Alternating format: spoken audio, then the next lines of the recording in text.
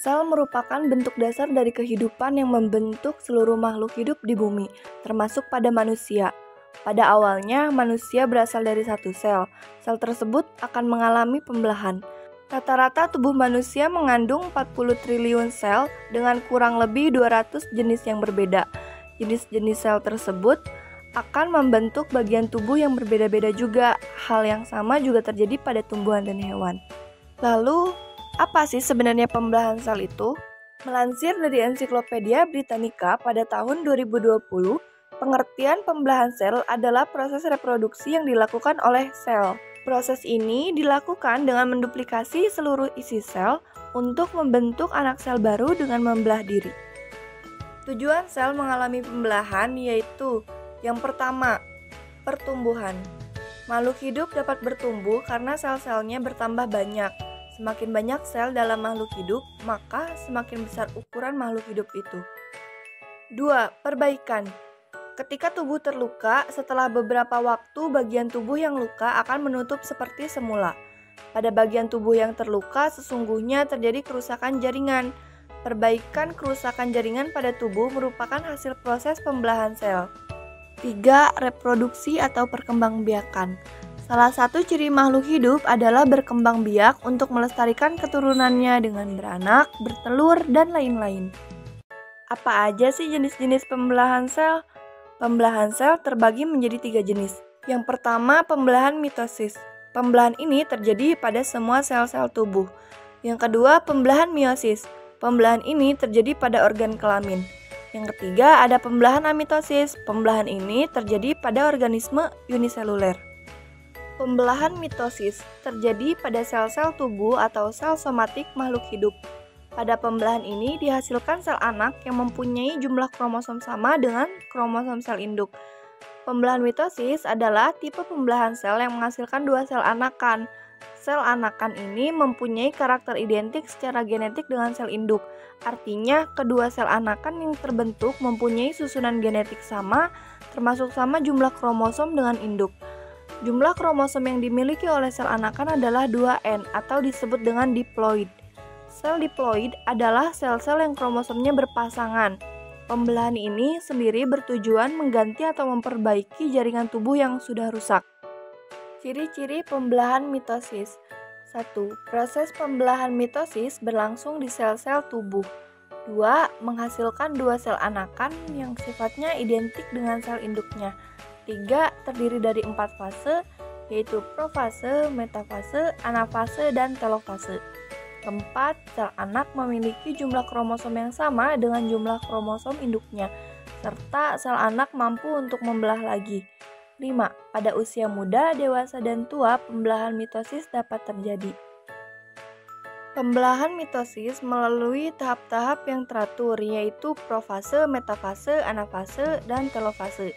Antara tahap telofase ke tahap profase berikutnya terdapat masa istirahat sel yang dinamakan dengan interfase. Nah, tahap ini tidak termasuk pada tahap pembelahan sel. Pada tahap interfase, inti sel melakukan sintesis bahan-bahan inti.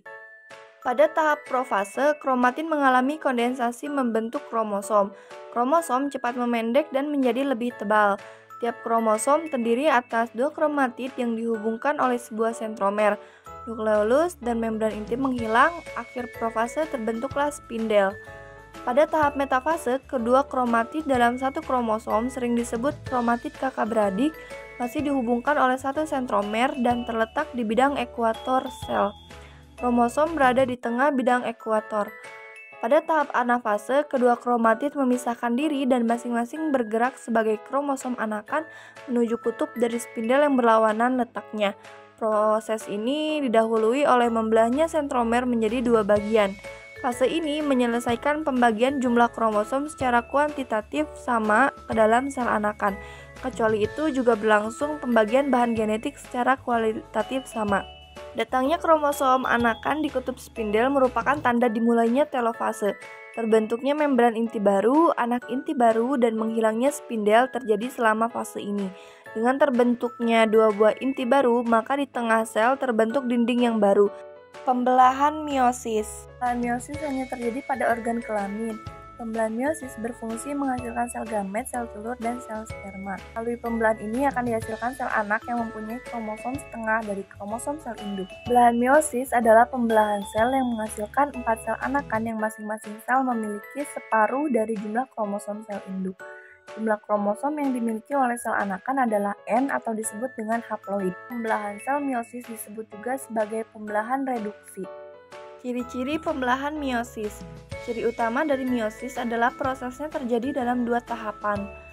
Yang pertama, pembelahan pertama disebut meiosis 1 adalah pembelahan reduksi, sedangkan pembelahan kedua disebut meiosis 2 adalah pembelahan biasa atau mitosis. Meiosis 1 tidak selalu diikuti oleh meiosis 2. Yang kedua, jumlah kromosom reduksi sehingga menjadi setengahnya dari 2 set atau diploid menjadi 1 set atau haploid pada sel gamet. Yang ketiga, mekanisme pembelahan meningkatkan keanekaragaman genetik gamet tanpa mengganggu kebutuhan gamet untuk memiliki 1 set kromosom. Keempat, tingkah laku kromosom yang dihasilkan yang hampir sama dengan pembelahan mitosis. Fase pembelahan meiosis. Pada fase pembelahan meiosis mirip dengan fase-fase pembelahan mitosis. Pembelahan meiosis berlangsung dalam 2 tingkat, yaitu meiosis 1 dan meiosis 2, tanpa perlu interfase. Pada tahap meiosis 1, yang pertama profase 1 berisi leptoten, zigoten, pasiten, diploten, dan diakinesis. Yang kedua metafase 1, yang ketiga anafase 1, dan yang terakhir telofase 1. Pada tahapan meiosis 2, berisi tahapan profase 2, metafase 2, anafase 2, dan telofase 2. Continuing on with prophase 1, the nuclear membrane disappears. The centrioles move to opposite ends of the cell, and spindle fibers fan out from them. Next, in metaphase 1, the homologous chromosomes line up at the equator and attach to spindle fibers from opposite poles. During anaphase 1, spindle fibers separate the homologous chromosomes in each tetrad and pull them to opposite poles of the cell. The cell enters telophase 1 with 1 chromosome from each homologous pair at separate poles. However, each chromosome still consists of sister chromatids. Keep in mind that each chromosome's sister chromatids are no longer identical because of the allele exchange that happened during crossing over. Then, spindle fibers disappear, and the nuclear membrane reforms around the chromosomes. Finally, cytokinesis occurs. Meiosis 1 ends with 2 genetically different haploid daughter cells. Each haploid cell contains only 1 set of chromosomes consisting of paired sister chromatids. Both cells now enter the next stage, meiosis 2. However, unlike meiosis 1, DNA does not replicate before meiosis 2 begins. Once again, in prophase 2, the nuclear membrane disappears, and spindle fibers fan out from the 2 sets of paired centrioles. During metaphase 2, the chromosomes in each cell line up at the equator and attach to spindle fibers from both poles. During anaphase 2, the sister chromatids of each chromosome separate and move to opposite poles. Once the sister chromatids separate, they're called chromosomes. Finally, during telophase 2, the spindle fibers disappear and nuclear membranes reform. And cytokinesis occurs in both cells. Meiosis 2 ends with 4 genetically different haploid daughter cells, each containing only 1 set of chromosomes.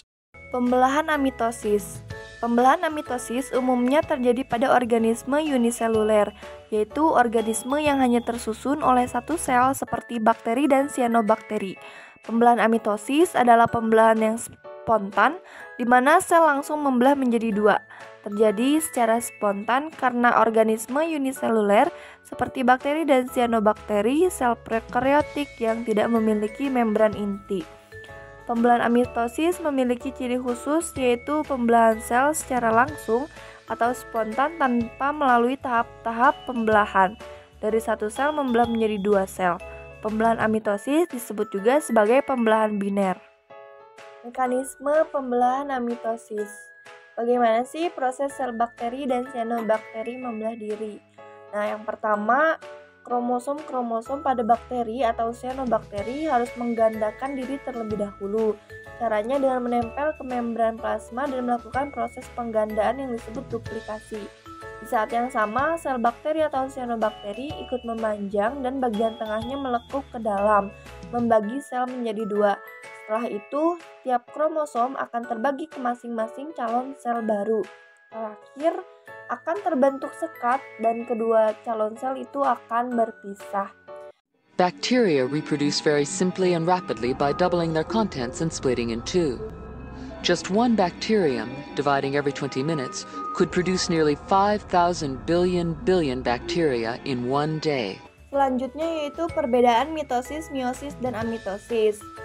Terdapat 5 aspek perbedaan antara mitosis, meiosis, dan amitosis. Yang pertama itu jenis sel.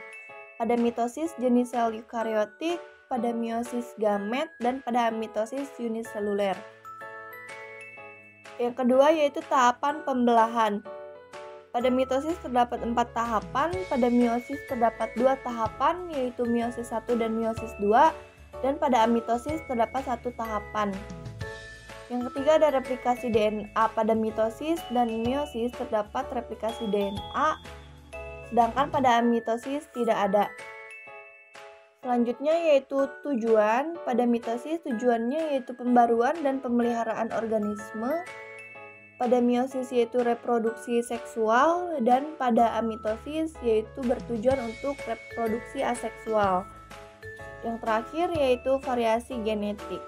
Pada mitosis dan amitosis tidak terdapat variasi genetik, sedangkan pada meiosis terdapat variasi genetik.